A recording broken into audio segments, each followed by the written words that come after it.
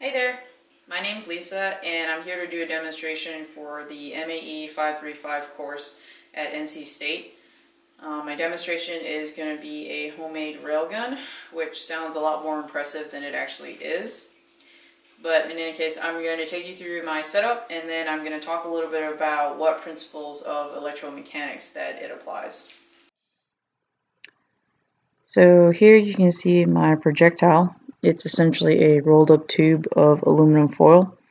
And the reason that I chose to do this is because it's super lightweight and it was really easy to make. And now I'm going to show you a close-up of my rails. As you can see, they're made of two aluminum C-channels, which you can buy from any hardware store. You'll notice that in between the two rails there are a row of ceramic magnets that have been taped down. And these are just your generic refrigerator magnets, nothing special about them. But the reason why they're taped down in between the rails is because it helps to amplify the induced magnetic field that's experienced when the current is flowing through the system. And now over here you'll see my awesome battery pack, which is made of 6 9-volt batteries that have been wired in parallel.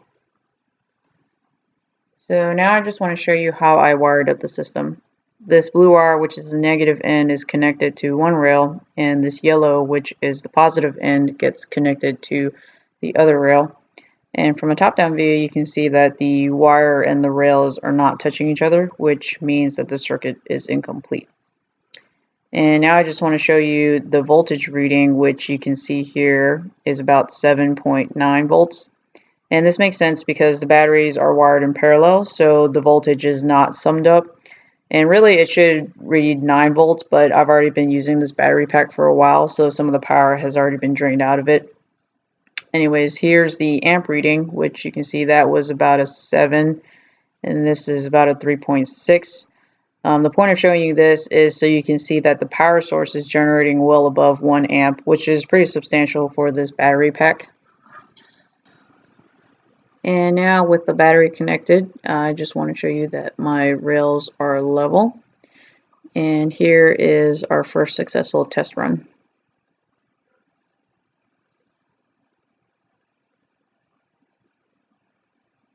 And here is the second successful attempt. So now for the control experiment, you can see that the rails are indeed level. And this time we've gone ahead and disconnected the battery pack so that we can see what the projectile will do without current flowing in the system.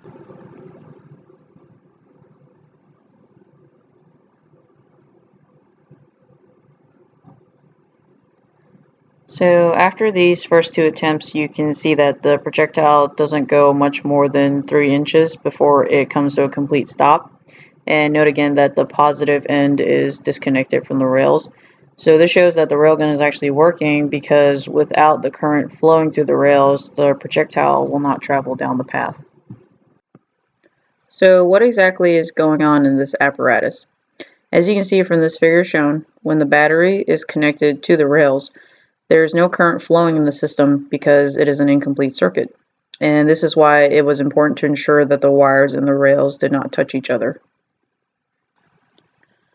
So now in this image you can see that the projectile has been introduced into the system, and now it completes the circuit, which allows for current to flow through the system.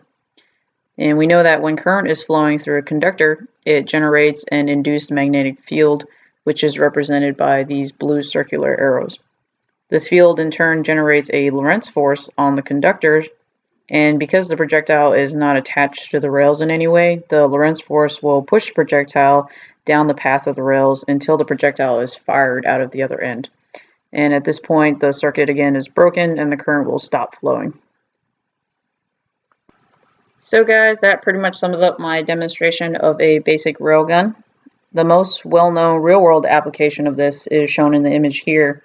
This is a railgun that was built by the Navy with the intended purpose of firing military armaments from a battleship. And amazingly enough, it uses the exact same concepts demonstrated in my homemade version, but obviously with a lot more bang. Anyways, thank you guys so much for watching, and I hope you enjoyed this demonstration. Bye!